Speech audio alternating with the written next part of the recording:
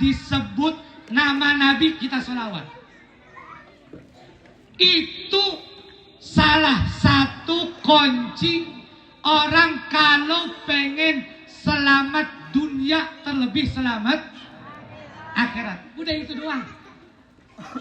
Jadi kita jaga sholat kita, kita jaga kecintaan kita kepada Nabi. Karena tidak ada cinta yang abadi kecuali kita cinta kepada. Kalau seorang laki-laki mengungkapkan cintanya sampai mati kepada seorang perempuan, maka ungkapan cinta laki-laki tersebut itu pasti bohong. Bener kagak? Ya sama. Perempuan juga begitu. Kata perempuan, cintanya sampai mati kepada seorang laki-laki, itu pun perkataan ungkapan yang bohong. Buktinya sampai detik ini ada suami istrinya mati, mau kagak ngikut sama bininya? Lah kagak. Ada suami mati, istrinya mau ngikut mati. Biar kata cinta banget, kagak ada yang mau ngikut. Terus kira-kira besok di hadapan Allah laki kita bakal mau tanggung jawab kagak?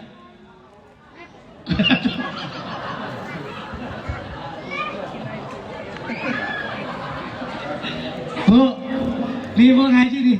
Nih dikit lagi, tenang, 2 menit lagi. Bu, ibu percaya, yakin kagak besok kalau suami ibu di hadapan Allah tanggung jawab? Pikirin nih, pikirin. Nanti ketika di padang mahsyar manusia dikumpulkan dari zaman Nabi Adam sampai manusia terakhir, lalu dimintai pertanggungjawaban di hadapan Allah. Kira-kira suami ibu besok tanggung jawab apa kagak? Kata laki ibu, ini kata laki ibu. Kata ibu pede banget, tanggung jawab, tanggung. Le jangan gak di akhirat, di dunia gak udah banyak yang kabur. Bener kagak?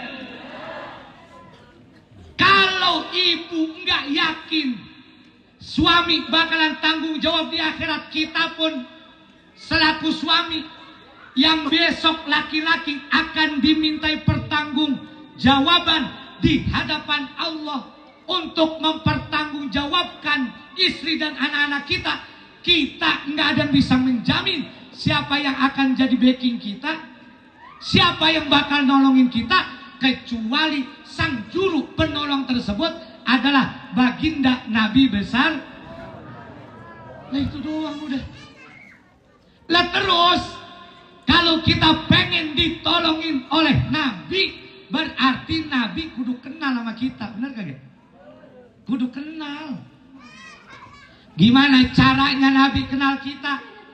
Cara yang diajarkan oleh Nabi, inna aulan nasibi yaumal qiyamati aktaruhum salatan alayya. Makanya kemarin kita udah bahas tuh. Orang yang besok paling deket sama Nabi, paling deket, adalah orang-orang yang paling banyak sholawat kepada Nabi. Jadi enak tuh orang kalau rajin sholawat. Yang jelas kata seorang ulama, kalau kita tidak baca sholawat di luar sholat, minimal orang yang sholat mah sehari dia pasti baca sholawat.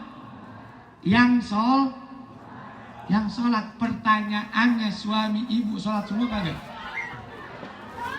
Bu, suami ibu ya sholat semua kagak?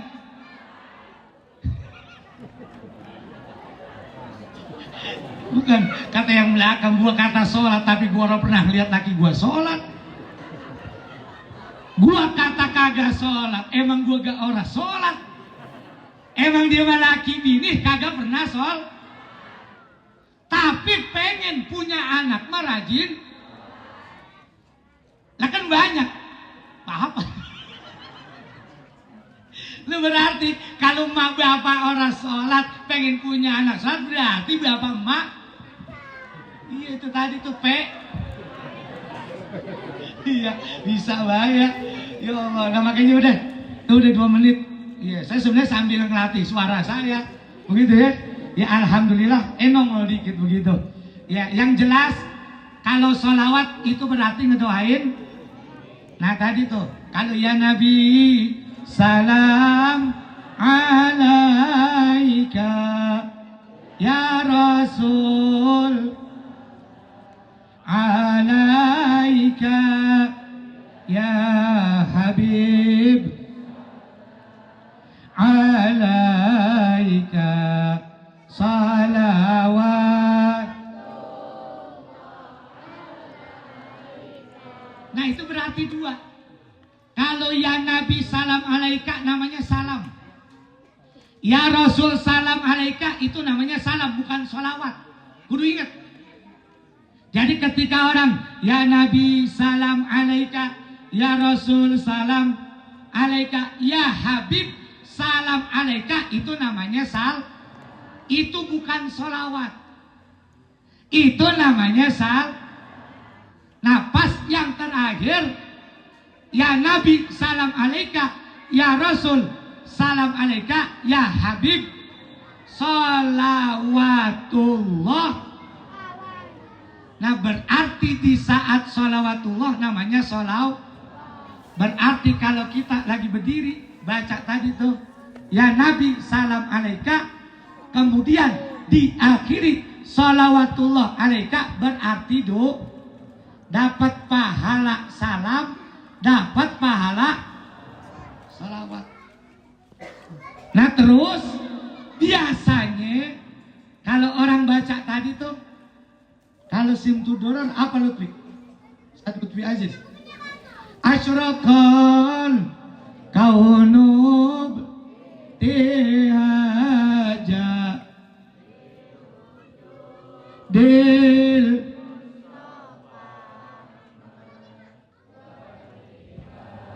lil kauni unsun wa sururun qad tajada. Dalam Syarhul Anam, asyraqal badru alaina fakhtafat minhul buduru mithla husni qamaraina qatya wajah sururi. Nah itu bukan sholawat, itu bukan salam. Biar tahu nih. Jadi kalau kita lagi berdiri itu begitu tuh, itu isinya ganjaran pahalanya banyaknya luar biasa. 1 pahala salam, 2 pahala sholawat kepada Nabi. Nah yang tadi itu bawahnya tuh asyraqal badru alaina, asyraqal kaunu bdihaja, itu memuji Nabi. Itu memuji. Berarti pahala pertama salam kepada Nabi, pahala kedua salawat kepada Nabi, yang ketiga memuji. Ini saya udah tulis sebenarnya riwayat salah seorang paman Nabi, endeknya Nabi. Nah ini endek nggak ketawa, tapi Nabi orang punya encek. Yang pertama endeknya Nabi yang seumur sama Nabi. Jadi Nabi dulu punya kakek umurnya 85 tahun nikah lagi. 85 tahun nikah karena kakek Nabi umurnya panjang. Punya anak seumuran sama Nabi. Namanya endeknya Nabi Hamzah. Yang pertama tuh namanya Hamzah. Endek yang pertama yang seumuran sama Nabi. Itu endek ya sama apa berarti keponakan seumuran. Terus Nabi punya endek lagi namanya Abu Lahab. Tahu Abu Lahab? Nah, Abu Lahab itu endeknya Nabi tuh. Endeknya ya, gara-gara Akmal nyebut endek jadi endek gitu. Terus ya, Nabi punya endek lagi. Namanya Al-Harith. Namanya siapa? Al-Harith. Sayyidina Ali punya bapak siapa? Abu Thalib atau dikenal Al-Muthalib, itu endeknya Nabi. Berarti Sayyidina Ali itu siapanya Nabi?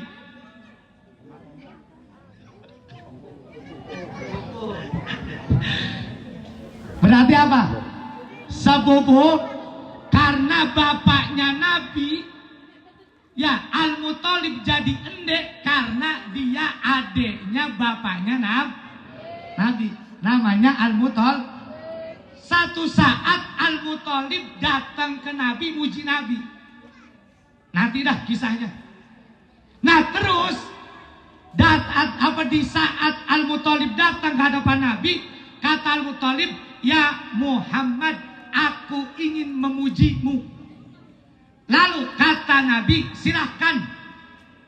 Nah di sini dalam hadis Nabi, la yabdudillahu faka. Di saat Al-Muthalib memuji Nabi, Al-Muthalib dapat doa dari Nabi, karena kau memuji diriku, maka gigimu tidak akan pernah akan rontok. Jadi salah satu keistimewaan orang sering muji Nabi, giginya utuh. Giginya utuh. Kalau yang sekarang udah pada copot, tadinya jarang keseringan muji Nabi. Begitu. Nah ini hadisnya ada nih, hadisnya ada. Makanya paman Nabi Al-Muthalib itu salah seorang endek yang giginya utuh sampai meninggal dunia. Jadi kalau pengen punya gigi pada kuat, sering-sering muji Nabi. Jadi salah satu keistimewaan orang memuji Nabi, diantaranya seperti Al-Muthalib dapat ganjaran doa dari Nabi, giginya tidak rontok sampai Al-Muthalib meninggal dunia. Mudah-mudahan ya dengan kita sholawat, dengan kita salam terus muji Nabi sampai ke bawah, itu biasanya kalau kita malul qiyam, entar ada lagi keutamaan ya orang-orang yang bersolawat dan salam kepada Nabi. Insya Allah besok malam kita lanjutin, yang kita bisa hadir, diberikan kesehatan oleh Allah Subhanahu wa Ta'ala, dan mudah-mudahan kita bisa istiqomah untuk selalu bersolawat, salam serta memuji baginda Nabi besar Muhammad sallallahu alaihi wasallam.